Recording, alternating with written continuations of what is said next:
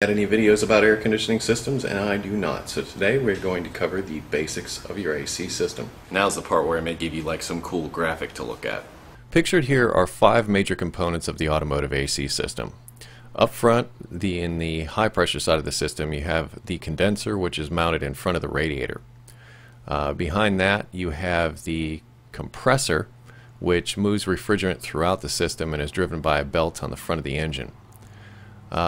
Behind that, you have the evaporator, which is inside the passenger compartment, which is the low pressure side of the system. It's basically where you get your cold from.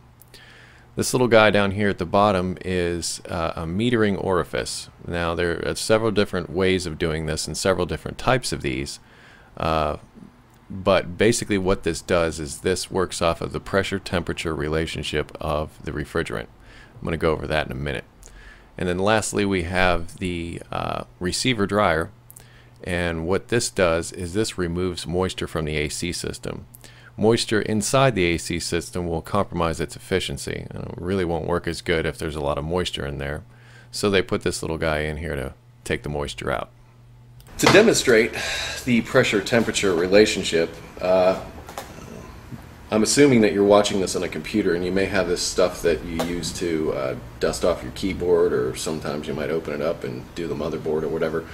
But if you notice, when you spray for a long period of time, what happens is the can starts to get cold. Now, why is that? The liquid inside of this can is at a high pressure. When you let it out through this small hole, it turns into a lower pressure, so it goes from an area of high pressure to an area of low pressure. Because the material goes from a high pressure to a low pressure, it basically takes heat with it. And really what an air conditioning system is a heat exchanger. It takes the heat from inside your car and moves it outside the car. Now down in front of the radiator, this is not your radiator. This is actually the condenser. And this is where the heat from inside the car is transferred to the outside. Really thin thing. This is the radiator, and this is the condenser itself. Now that condenser is connected by lines down to the compressor, which I've got something else.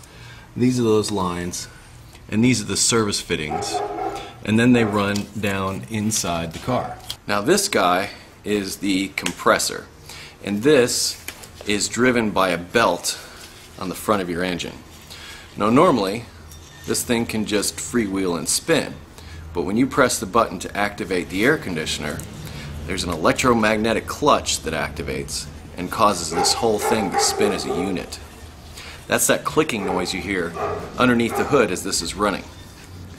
And this turns the pistons inside this assembly itself, and refrigerant is taken in and pumped out. This guy here is the evaporator, and this is what lives inside your dash. This is basically the cold side.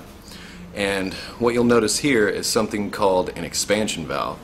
This expansion valve is basically that small hole on the spray air, remember? That and this are virtually the same thing, but this works like a throttle, and it opens and closes the size of that hole depending upon refrigerant demand, and they also don't want this whole thing to turn into a giant block of ice. Alright, now we've gone over the major components of the AC system. Briefly covered how it works. Basically I've done this just to give you an overview of the parts and what their function is. Servicing an AC system yourself is something I don't recommend, and I don't recommend this for a number of reasons. Not only does the average person not possess the proper equipment to do so, but whenever you remove major components from an AC system, you need to replace a given amount of oil into that system. The system has its own lubricant that goes throughout the entire circuit, and if there isn't a proper amount there, it could cause a problem, either being too much or too little.